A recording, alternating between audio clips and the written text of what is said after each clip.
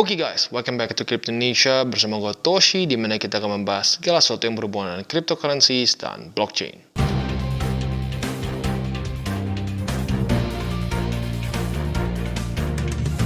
Oke, jadi pada hari ini guys, kita akan lanjut ngobrolin mengenai on-chain analysis ya.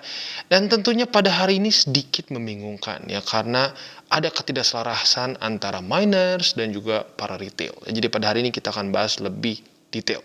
Oke, jadi pada hari ini guys, kita akan lanjut membahas mengenai on-chain analysis ya. Seperti biasa, kita akan pada beberapa data yang akan kita bahas. Dan tentunya kita bisa lihat bahwa BTC baru lanjut lagi turun ya. Terakhir DCWT kemarin ya. Dan ini gua rekaman kemarin. Jadi otomatis datanya mungkin akan sedikit beda kalau secara TA-nya ya. Kalau untuk on-chain kan per satu hari. Nah, jadi kalau kita bisa lihat tadi BTC baru drop lagi ya, dan kita akan coba bahas secara on-chain-nya seperti apa ya. Nah, buat kalian yang belum tahu apa ini on-chain analysis, ya on-chain analysis ini adalah sebuah analisa khas untuk cryptocurrency. Kenapa khas atau unik hanya untuk cryptocurrency saja? Karena dia menggunakan data dari blockchain. Nah, ini salah satu keuntungan dengan blockchain. Jadi banyak yang mungkin nggak tahu kenapa cryptocurrency ini unik ya, berbeda dengan berbagai macam teknologi-teknologi kesannya public ledger yang lain gitu. Karena seringkali ledger itu bentuknya private ya, seperti misalnya ya perbankan. Perbankan semuanya datanya bisa diubah secara centralized dari bank tersebut ya. BI bisa ikut campur, bank itu sendiri bisa ikut campur, dan lain-lain. Nah, kalau blockchain itu semua data yang sudah tercatat di dalam blockchain tersebut tidak bisa diubah-ubah. Ya, jadi saat sudah tercatat terjadi transaksi dari A ke si B, itu akan seumur hidup akan terus tercatat seperti itu. Kecuali ada hard fork. Nah, kalau hard fork itu beda lagi ceritanya ya. Tapi intinya blockchain terutama BTC ya, dari awal 2008-2009 sampai sekarang semua data yang pernah terjadi, transaksi mereka semua tercatat dengan rapi dan tidak pernah kejebol sekalipun ya. Nah, jadi itu satu hal yang unik. Nah, tetapi permasalahannya untuk menganalisa data blockchain ini cukup ribet kalau kita mau ambil data mentahnya. Karena ada data mentahnya ya, contohnya Etherscan, Cardano Scan, Polkadot Scan, nyaris semua blockchain punya. BTC punya beberapa ya. Intinya apa? Datanya terlalu mentah, kita sebagai manusia normal tidak bisa menganalisanya ya, karena satu persatu pasti pusing. Ujung-ujungnya kita sebagai manusia butuh visualisasi. Nah, simpelnya CryptoQuant, Glassnode, dan berbagai macam UI lain, mereka itu tujuannya adalah membuat data visual seperti ini ya. Jadi dengan data visual ini kita bisa melihat kejadian di blockchain gitu, tanpa kita harus dapat data mentahnya ya. Nah, jadi yang pertama kita akan bahas adalah mengenai Bitcoin Exchange Net Flow ya. Dan alasan kenapa gue pakai net flow, seringnya kan gini, orang lebih prefer bukan lebih prefer ya, orang kadang-kadang suka ngebahasnya inflow, outflow dipisah. Kalau gue lebih suka bahas net flow karena secara rumus net flow ini adalah adalah selisih dari inflow dengan outflow. Jadi otomatis secara kasar seperti apa sih? Jadi gini, hari-hari di mana di sini ada warna merah atau kita sebutnya sebagai garis lah ya, atau candle lah, boleh candle ya, candle warna merah seperti ini, artinya lebih banyak outflow. Outflow seperti apa? Outflow itu adalah BTC dikeluarkan dari exchange. Nah, ini mengindikasikan apa? Ini mengindikasikan akumulasi ya. Akumulasi siapa? Retail whales di sini ya. Rata-rata kita hitungnya seperti itu. Kalau miners biasanya akan ada datanya yang kepisah sendiri, yaitu adalah apa? Bitcoin miner net flow total. Jadi sama cara kerjanya seperti ini, tapi perbedaannya untuk yang miner ini dia spesifik ke wallet-wallet yang memang berhubungan dengan miners ya, seperti Npool, 1Thash, Binance Pool, dan macam-macam ya. Di sini pun datanya seperti biasa bisa kita ubah-ubah. Ini juga ya bisa all exchange atau bisa spesifik satu exchange tertentu. Tapi baik lagi kita ingin tahu data keseluruhan, maka kita akan ambil all data atau all exchange ya. Jadi seperti yang kita bisa lihat, super simpelnya pemakaiannya adalah kalau merah seperti ini terjadi akumulasi, terjadi kemungkinan akumulasi. Logikanya kenapa? Logikanya seperti ini. Andaikan lu beli BTC, ya. Andaikan lu dengan rencana sebentar lagi mau jual lagi, apakah lu akan kirim ke cold wallet atau ke hot wallet? Kemungkinan besar enggak, ya. Maka dari pemikiran seperti itu, ya, lebih banyak outflow, artinya kemungkinan besar orang akan akumulasi dan menghold BTC dalam jangka panjang. Pasti nggak ada yang pasti ya, tapi bisa mengindikasikan akumulasi. Contoh seperti ini ya, pada tanggal 10, 11, dan 12 cenderung banyak yang outflow ya, artinya apa? Banyak orang yang membeli BTC di exchanger dan mengeluarkan BTC itu ke hot wallet atau cold wallet mereka. Datanya kita nggak tahu spesifiknya ke cold atau ke hot. Ya, cuma kita taunya ada address dari wallet dikirim ke address mereka yang di luar dari exchanger. Nah, kalau kita lihat ada korelasinya saat terjadi akumulasi seperti ini, harga naik. Tetapi kita nggak bisa berpikir bahwa oh ini mutlak setiap kali terjadi candle-candle besar seperti ini pasti artinya mutlak ini akan naik harganya. No, karena pada faktanya di sini kita bisa lihat dari tanggal 27, 28 dan 29 di mana ini sekitar 47.000 ya seingat gue ya harga BTC itu akhirnya malah turun. Harusnya kan akumulasi. Tapi baik lagi ya data on-chain ini intinya bukanlah data mutlak yang jadi pengganti TA. Gitu. Jadi jangan sampai berpikir on-chain ini adalah pengganti teknik analisis, bandarmologi pasti cuan. No, it doesn't work like that. Tapi tujuannya adalah untuk kita bisa melihat pergerakan dari Bitcoin maupun ya aset-aset yang kita cek di sini ya. Jadi kalau kita lihat dalam beberapa hari terakhir, kita bisa menunjukkan bahwa akumulasi terjadi ya tanggal 12, tanggal 13, 14 dan 15. Nah, baru tanggal 16 kemarin ada sedikit inflow, lebih banyak inflow. Nah, berarti otomatis ada yang mulai take profits. Tetapi pada faktanya sekarang harga BTC jatuh di 39.000. Jadi ya baik lagi, ternyata walaupun akumulasi terjadi di sini, ya ternyata harga masih drop gitu. Nah, jadi itu data dari exchange net flow. Selanjutnya adalah kita dari para miners ya. Kita lihat biasanya apakah akan terjadi satu confluence atau kesamaan data lah gitu kesannya ya. Dengan si yang versi exchanger saja atau retail dan bandar lah gitu kesannya. Kalau kita lihat para miners justru kebalikan pada tanggal 16, 17 dan pada tanggal 15, 16 dan 17 dia malah banyak inflow. Artinya apa? Banyak justru para miners ini membuang BTC mereka ke exchanger ya atau lebih tepatnya jangan membuang lah, mengirim BTC ke exchanger. Berarti kemungkinan besar mereka akan menjual BTC mereka. Nah, kalau para miners tahu bahwa dia ada overhead cost. Ya, kalau untuk para bandar, retailers, biasanya mereka tidak ada overhead cost. Karena baik lagi apa? Mereka tidak perlu mining. Sementara para miners ini perlu dana untuk operasional. Maka dari itu, ya mereka mungkin ada masa-masanya take profits. Tetapi intinya apa? Dalam beberapa hari ini ada perbedaan data. Ya, dari sejak tanggal 12, ya, dari tanggal 12 April, ada perbedaan data. Miners cenderung lebih banyak inflow ya dari 5 hari ini 1 2 3 4 5 6 hari ya. 6 hari ini 4 kali dia lebih banyak inflow sementara 2 kali outflow. Nah, untuk retails dan bandar kita bisa lihat lebih banyak outflow. Jadi ada perbedaan ya para miners banyak yang menjual BTC mereka. Ya, jadi itu adalah salah satu hal yang harus kita pertimbangkan ya. Dan menurut gue ini mungkin juga berpengaruh terhadap kenapa sekarang harga BTC drop. Karena baik lagi ini data terakhir tanggal 17 April ya. Jadi kurang lebih seperti itu, bisa dibilang ini terjadi satu ketidaksepahaman antara para miners dengan para retails dan bandar ya. Jadi kurang lebih seperti itu data pertama yaitu adalah exchange net flow dan juga miner net flow. Intinya apa? Mereka ada ketidaksamaan dan maka kalau kita lihat seperti ini ya, data pada hari ini menunjukkan bahwa para miners yang cenderung menang sepertinya karena harganya lanjut lagi drop ke bawah ya. Oke, dan selanjutnya adalah Bitcoin Estimated Leverage Ratio dan datanya hari ini kita ambil all exchange. Buat kalian yang pengen oprek-oprek sendiri bisa ya, tinggal kalian buka akun di sini gratis, nggak ada bayar apapun. Buka sendiri dan setelah itu kalian bisa oprek-oprek. Di sini bisa kita ubah all exchanges atau kita spesifik pengen cuma tahu di beberapa exchange tertentu ya. Nah, tapi pada hari ini karena kita ingin tahu data keseluruhan, kita ambil datanya all exchanges ya. Nah, kalau kita lihat di sini cara pemakaian seperti apa. Jadi ini adalah sebuah rasio sebenarnya, rasio antara open interest yang dibagi dengan coin reserve dari exchanger yang di atas semua. Nah, ini bisa menunjukkan average atau kemungkinan berapa besar leverage yang dipakai oleh para trader di sini. Simpelnya apa? Saat dia spike seperti ini, biasanya mereka over leverage. Saat jatuh, ini akan menunjukkan siapa yang kena likuidasi biasanya ya. Kita contoh di sini. Kita ambil contoh ini terjadi pada kapan nih ya? Juli 2020-an. Nah, kalau kita lihat di sini ada peningkatan leverage ya sampai kalau ya sebenarnya kalau harus dilihat lebih jauh ya di sini. Ada peningkatan leverage yang cukup tinggi. Setelah itu drop. Nah, setelah drop kita bisa lihat dia harga naik. Artinya apa? Siapa yang kena liquid? Yang kena liquid adalah para short, orang-orang yang memegang posisi short. Biasanya dia akan nyilang antara si estimated leverage ratio dengan price-nya. Ya, dia akan nyilang seperti ini. Ini kena apa namanya? Short squeeze. Ya, buat kalian yang nggak tahu short squeeze, intinya adalah para pemegang posisi short terkena likuidasi sehingga harga naik karena itu. Ya.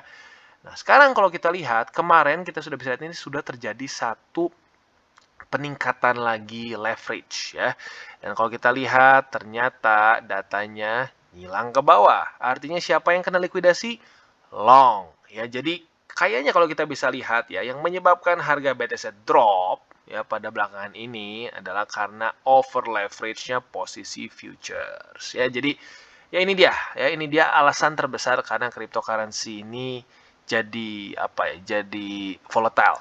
Karena memang futuresnya ini mereka sangat belum teregulasi ya. Buat kalian yang nggak tahu, leverage dari cryptocurrency ini bisa sampai ratusan kali ya. Sementara kalau misalkan kalian trading misalnya di CME gitu ya, mereka regulasinya ketat ya, dan bisa dibilang leverage itu cenderung kecil. Mereka tuh setahu gue cuma puluhan kali setahu gue, bahkan nggak tahu, jangan-jangan di bawah sekarang ya. Dulu seingat gue puluhan kali. Nah, kebayang cryptocurrency market tanpa regulasi yang sangat jelas gitu ya, jadi ya terserah lu gitu kesannya ya. Ya otomatis ini membuat market jadi naik turunnya luar biasa besar. Maka dari itu ini adalah salah satu data yang gue sering pakai. Apakah market sedang over leverage atau tidak?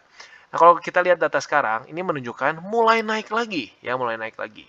Dan yang kemarin ini turun ya, kita bisa lihat ya, mulai ada peningkatan lagi. Sekarang pertanyaannya adalah apakah akan mulai terjadi short squeeze lagi, atau malah lanjut lagi kena short squeeze. Oke, dan selanjutnya kita masuk ke Bitcoin Estimated Leverage Ratio dengan data all exchanges. Buat kalian yang penasaran, pengen oprek-oprek sendiri, tinggal buka akun di sini. Kalian bisa datanya bisa diubah-ubah, bisa juga masukin moving average, mau yang simple, eksponensial, dan macam-macam ya. Nah, kalau kita datanya di sini akan pakai all exchanges karena memang tujuannya ingin mengetahui secara keseluruhan. Cara pakainya seperti apa? Ini adalah sebuah rasio lagi-lagi ya.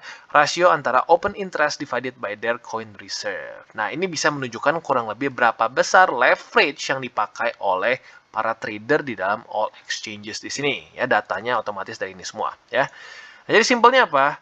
Apabila garis biru ini meningkat ya dengan cukup tajam seperti ini, artinya adalah para traders ini cenderung over leverage. Nah, tetapi saat dia meningkat seperti ini, kita nggak tahu siapa yang over leverage ya, atau siapa yang akan kena likuidasi. Nah, maka dari itu kita bisa ambil contoh di sini ya. Kita ambil contoh di sini. Di sini ada peningkatan leverage. Nah, cukup tinggi ya sampai ke titik di sini. Lalu tiba-tiba apa yang terjadi? Harga meningkat dan estimated leverage ratio-nya turun. Artinya apa? Artinya posisi short terbakar atau terlikuidasi sehingga harga meningkat ya. Sekarang gini, sering dengar kan, aduh ini harganya ketahan karena banyak yang ambil posisi short. Dan itu beneran bisa terjadi ya, harga bisa ketahan karena banyak ambil posisi short, jadi ada selling pressure ya. Nah, apa yang terjadi apabila harga meningkat dengan cukup tinggi sehingga posisi short ini kena likuidasi? Artinya apa? Posisi short yang membebani market untuk naik itu ketutup. Saat itu ketutup, apa yang terjadi? Terjadilah short squeeze. Nah, itulah seringkali satu term yang sering dipakai di markets future, yaitu adalah short squeeze. Orang-orang yang tadinya nge-short di daerah sini, di sini, terkena likuidasi, posisi mereka tertutup, akhirnya membuat harga loncat tinggi. Nah, ini salah satu skenario yang bisa terjadi. Nah, ini vice versa tentunya. Ada juga long squeeze. Nah, long squeeze itu literally kebalikannya. Ya, berarti yang posisi long kena likuidasi sehingga harga turun. Contohnya adalah di mana ya? Kita ambil contoh di sini nih, ya. Oh, sorry, ini short squeeze juga. Long squeeze. Ya, paling baru sebenarnya, ini data terbaru juga long squeeze nih di daerah sini. Nah, di mana kita bisa lihat ini long squeeze cuman nggak terlalu dramatis ya. Di mana kita bisa lihat ini mulai naik ya. Dan yang terjadi apa? Harga turun. Harga turun dan akhirnya para posisi long ini kena likuidasi. Nah, kita lihat data yang paling baru. Data yang paling baru ada di sini. Nah, ini mulai menunjukkan bahwa harga turun kemarin. Berarti lagi-lagi terjadi apa? Short squeeze lagi. Tapi yang unik di sini kita bisa lihat posisi leverage-nya mulai naik lagi. Ya, mulai naik lagi ke atas sini. Tinggal pertanyaannya adalah apakah selanjutnya yang kena squeeze ini adalah lagi-lagi para posisi long atau jangan-jangan posisi short yang akan kena squeeze dalam waktu dekat. Ya. Nah, jadi buat kalian yang mungkin bertanya, jadi Bang sebenarnya yang bikin harga BTC turun apa? Kalau dilihat dari data ini, kemungkinan besar karena ya posisi futures. Banyak orang yang terlalu overconfident pasang posisi long, sehingga yang terjadi apa? Mereka terlikuidasi sehingga harga ambruk, gitu ya. Nah, jadi kalau ada yang nanya, Bang apa sih satu titik yang membuat cryptocurrency ini jadi volatile? Ya, sebenarnya ada dua kalau mau ngomong ya. Kalau ngomong satu doang, sebenarnya futures. Kalau ngomong dua, ada tambah satu lagi. Futures dan market cap mereka yang masih kecil. Tapi oke lah, market cap kita geser dulu. Karena kita lagi ngomongin futures. Jadi futures ini adalah biang kerok ya dari volatilitas dari cryptocurrency market. Tapi ya di waktu bersamaan ini juga yang membuat market crypto bisa naik dengan luar biasa cepat. Jadi ya bisa dibilang ini seperti pisau bermata dua. Kalau pakainya salah, ya kita habis gitu ya. Maka dari itu kalau gue pribadi lebih prefer buat lo yang belum terlalu bisa teknik analisis, ya jangan nekat main futures. Apalagi yang tipe gini, bilang TA itu bohongan, tapi mainnya futures, itu double konyol ya. Nah, jadi untuk sekarang ini kita bisa pakai untuk dua. Yang pertama untuk melihat posisi futures. Apabila leverage-nya tinggi, gue pribadi akan lebih memikirkan lagi, lebih hati-hati lagi memasang posisi futures. Pastikan semua stop loss-nya terpakai dengan benar, gitu, karena resikonya lebih tinggi. Dan yang kedua, ini bisa dipakai juga untuk kita yang para spot trader melihat kemungkinan besarnya kemana. Apakah dia akan lanjut short squeeze atau akan malah berubah jadi long squeeze, gitu ya. Nah, jadi kurang lebih seperti itu untuk datanya ya. Dan ini cukup menarik nih ya. Kita akan lihat dalam beberapa hari ke depan karena sekarang posisi leverage-nya mulai meningkat lagi. Apakah sekarang yang kena squeeze adalah yang para nge-short atau para nge-long lagi lanjut kena lagi lebih bawah ya. Jadi kurang lebih seperti itu data dari Bitcoin Estimated Leverage Ratio.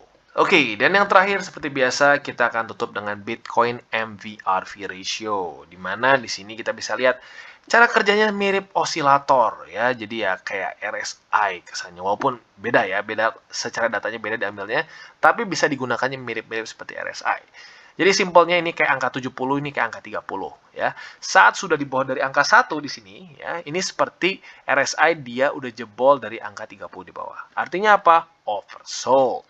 Sementara kalau dia jebol di atas dari angka sini ya, keluar dari sini, artinya apa? Dia overbought ya. Jadi kasaran seperti itu. Tapi baik lagi, ini bukan RSI, cuman cara penggunaannya mirip seperti RSI ya. Nah, jadi untuk yang pengen tahu cara kerja seperti apa, ini adalah rasio dari coin market cap dengan realized cap. Nah, ini bisa mengindikasikan apakah price ini sedang overvalued atau tidak. Kalau kita lihat di tahun 2020, di mana terjadi COVID crash di sini ya, di mana berbagai macam saham, indeks, dan lain-lain juga jebol di hari yang bersamaan, indikator ini menunjukkan bahwa BTC sedang oversold ya di sini. Dan kita bisa lihat apabila kalian akumulasi di sini, kalian menjadi orang yang cukup hoki ya, atau bukan hoki, mungkin kalau kalian lihat data di sini berarti kalian pintar ya. Nah, jadi baik lagi, data ini menunjukkan seringkali di mana daerah-daerah ini oversold.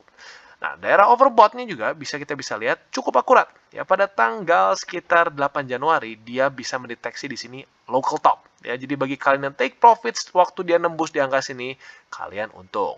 Lalu selanjutnya, yang kena lagi daerah sini. Ya, apa yang terjadi? Local top lagi di sini.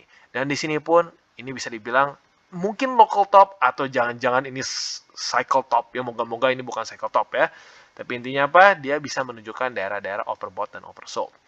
Sayangnya pada sekarang masih sama ya, dia masih di tengah-tengah. Jadi belum overbought, belum juga oversold. Di no man's land ya. Jadi dalam beberapa bulan ke belakang ini ya, bisa dibilang semua data ini jujurnya cukup membingungkan ya, di mana secara TA juga. Kita lihat ya, Bitcoin secara TA naik turun 47, tiba-tiba ke 45 lagi, tembus lagi di bawah 40.000, nanti naik lagi. Jadi memang masa-masa yang membingungkan ya, jangan ya, bisa kita bilang masih meneruskan kebingungan dari 2021 yang technically speaking seperti sideways tapi ekstrim antara daerah 70.000 sampai ke 30.000 ya. Kalau kalian perhatikan dari 2021 terus di daerah situ ya. Daerah 60 sampai dekat 70.000, lalu ke daerah 30.000. Mantul lagi ke daerah 30.000 lagi. Jadi bisa dibilang ini sideways yang cukup menyebalkan. Tapi ya baik lagi, kita bukan dukun, kita hanya bisa terus akumulasi. Begitu bagi yang pahamnya spot ya. Buat kalian yang futures, hati-hati ya. Jadi kurang lebih seperti itu untuk on-chain kita pada hari ini. Oke, jadi seperti yang kita bisa lihat, kesimpulannya nggak bisa sejelas biasanya. Ya, biasanya bisa kelihatan lebih cenderung bullish atau bearish. Jujurnya, secara on-chain pun sekarang mulai mendekati KTA-nya. Galau, ya. Kita bisa lihat para retailers dan para bandar atau whales, ya, malah banyak yang cenderung akumulasi kemarin sebelum drop. Bahkan ada sempat satu hari akumulasi lumayan besar, alias outflow-nya cukup besar. Ya, tapi pada faktanya harga tetap jatuh. Dan para miners malah cenderung beberapa hari terakhir sedikit lebih cenderung ke inflow. Ya, berarti lebih banyak orang yang mengirimkan atau miners lebih banyak mengirimkan ke exchanger dengan kemungkinan besar dijual. Ya, jadi datanya cukup campur-campur dan untuk MVRV lagi-lagi masih di tengah-tengah. Jadi belum jelas overbought atau oversold. Ya, jadi pada hari ini ya on-chain semakin menunjukkan mendekati KTA ya, galau. Dan bagi kalian yang belum mengikuti DCWT atau Daily Charting with Toshi, bisa klik di sini, di mana kita akan daily chart your favorite cryptocurrencies. Dan buat lo mungkin masih bingung cara baca chart, candles, dan hal-hal mendasar lain, ada juga tutorial with Toshi di sini. Ya, dan buat lo yang belum memiliki akun Bybit, mungkin toko kripto, dan banyak lagi, bisa menggunakan link referral kita di bawah. Ya. Dan buat lo yang belum join Telegram group, ayo join, di mana kita bisa ngobrol-ngobrol santai mengenai dunia cryptocurrency secara dua arah. So, jangan lupa untuk like, subscribe, click the bell icon, and see you on the next video.